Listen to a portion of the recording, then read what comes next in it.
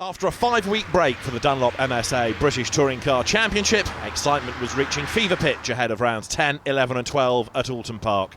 The scenic Cheshire circuit always attracts a huge crowd of avid BTCC fans, and the supporters poured in to see another amazing weekend of wheel-to-wheel action. With thunderstorms plaguing the 31-strong grid for qualifying, it was the eBay Motors BMW of Colin Turkington which set the pace. A superb lap in tricky, drying conditions saw him go half a second quicker than the chasing pack, although a red flag in the dying moments of qualifying put paid to the chances of a last-gasp shake-up. Jason Plato looked to have the pace in his MG to match the Ulsterman over a lap, but had to settle for second on the grid ahead of Gordon Shedden and Turkington's teammate Rob Collard. It was a tough session for championship leader Andrew Jordan, who found himself way down in 13th, with fellow title contender Matt Neal for company in 14th. Much to the delight of the army of spectators at Oulton Park, the sun was shining as race day dawned, and having set the pace on a wet track, both Turkington and Collard proved that the BMW was the car to beat in the dry as well. A strong start from both cars saw Turkington lead his teammate into turn 1, and the pair never looked back. Plato slotted into third ahead of Shedden and was able to keep in touch with the leading duo, but never got close enough to mount a charge. Further down the order, an unbelievable train of cars ran nose to tail in the midfield for all 12 scorching laps. Hunter Abbott and Warren Scott had a coming together early on at Hislops. That dropped the pair down the order and out of contention, but further up the road a fascinating battle developed between BTCC stalwarts Matt Neal and Alain Menu. The two ran within inches of one another for most of the race, with Neal trying hard to find a way through at Shell Oils. Neal eventually made a move stick at Old Hall to take 13th place at a point that could prove vital come the end of the year. It was the eBay Motors pair that took a commanding 1-2, however, with Plato happy to hold off Shedden for his first podium in 4 races. It was the same story at the front for race 2, as the all-BMW front row led the way from lights to flag. Turkington and Collard drove away from the field, but it was Rob Austin that made the biggest move off the line to jump into a podium position. As the 1 Series BMWs made their escape, Austin acted like a cork in the fast-moving bottle in the country. Plato was inches from the rear bumper of Sherman for the whole contest, but the chasing MG driver kept his cool and settled for another solid haul of points rather than risk a non-finish. There was drama early on between 2 former champions, as Alain Menu and Fabrizio Giovanardi had a coming together at Hislops that sent the Airwaves Racing Focus spinning down the order. Menu's VW was soon to get caught up in even more door bashing, as he then clashed with Jordan several times as the two swapped positions into Old Hall. More contact at Cascade sent the Honda Civic sideways and let Menu through, but their positions were reversed after the race. In the aftermath, Jordan found himself scrapping with the Ford Focus of Dave Newsham and the Vauxhall Insignia of Jack Goff. As Jordan made a move by, Goff saw an opportunity and followed the Pertec car through.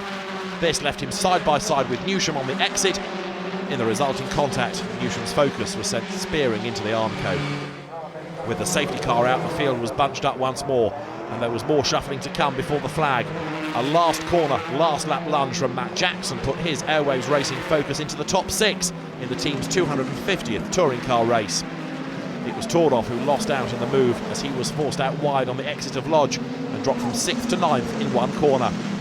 At the front though, both Turkington and Collard kept up the pace to take another double podium for WSR, but Collard was demoted to 3rd for overtaking under safety car conditions. This promoted Austin to a popular 2nd place and his first podium of 2014. The weather was to throw a spanner in the works for race 3, as the heavens opened with a dramatic deluge just before the action got underway. The top 8 cars were reversed, putting Áron Smith on pole ahead of Tom Ingram, Jackson and Shedden. But with the sun shining as the lights went out, it was always going to be a tough race to predict. Smith held his position at the front, but it was a great start for Jackson and Collard off the line. With all the front runners on wet tyres, there was drama immediately as Jack Goff, Matt Neal and Hunter Abbott were sent spinning into the barrier on the exit of Old Hall Corner. The DNF topped a torrid weekend for Neal, while a problem with Ingram's Speedworks Toyota Avensis saw him retire after his front row start. These incidents brought a brief safety car period, and as the racing got underway once more, there was a heart-stopping moment for Jackson, who held on to a massive slide going through Cascades, dropping him well down the order. This promoted Rob Collard to 2nd place, but it wasn't to last. Contact with Plato at Lodge spun the BMW out of a possible third podium spot of the day. Plato was to have another scuffle with an eBay Motors car as he became embroiled in a battle with Turkington late on in the contest. With the MG clearly having the edge, a nudge at Shell Oils just pushed the Ulsterman wide enough for Plato to slip past. That gave Jason his second podium finish of the weekend. The number 99 car almost looked like claiming second on the final lap as he hunted down Shedden's Civic Tourer, but Plato lost momentum and couldn't make a move stick, having to back off at Druids and losing the run on his rival. With all the action going on behind, it was Áron Smith putting in the most impressive performance, reading the conditions and maintaining the gap from start to finish, taking his second ever win in the BTCC and a first for Team BMR and the Volkswagen Passat CC. It was a popular result up and down the paddock and a great way to end a fascinating day of racing in front of the legions of fans at Oulton Park. With the sun setting and the party starting, Louise spoke to an elated Áron Smith. Áron, what a day it's been for Chrome Edition Restart Racing. Yeah, certainly. To come away with our first win for the team and myself, I couldn't be happier. So looking forward to the next round at Croft, how do you see things shaping up for you there? Funny enough, Croft is where we've done most of our testing. We did a 3-day test there in the pre-season, and I'd say it's my favourite track on the calendar. It has a mix of everything. It's in a great place. We always get a huge turnout of fans, and it's one of the ones where the fans can get really into the pits, have a good look around the garages, and it's one of the best circuits on the calendar. What does it demand from a car? Yeah, it has a mix of everything from high speed to low speed. So it's a real test of a chassis. That's why we chose to do 3 days there. You need to have good rear stability, which is what we have, and good traction out of those final few hairpins, which the BMs have, but we'll be able to nick it out of them. So do you think it's going to be the kind of circuit that suits the rear-wheel drive cars then? I think so. Like, historically, they've always gone well there, but then again, we saw what the BMs done at the start of this weekend, and we've turned it around at the end. So I think it's fair game. I think we can give them a run for the money. What about overtaking? Because there's not been much of that here at Oulton Park. How do you see that being at Croft? A bit more action on track? Yeah, that's it. That's what Croft really opens itself up to and gives you much more overtaking opportunities.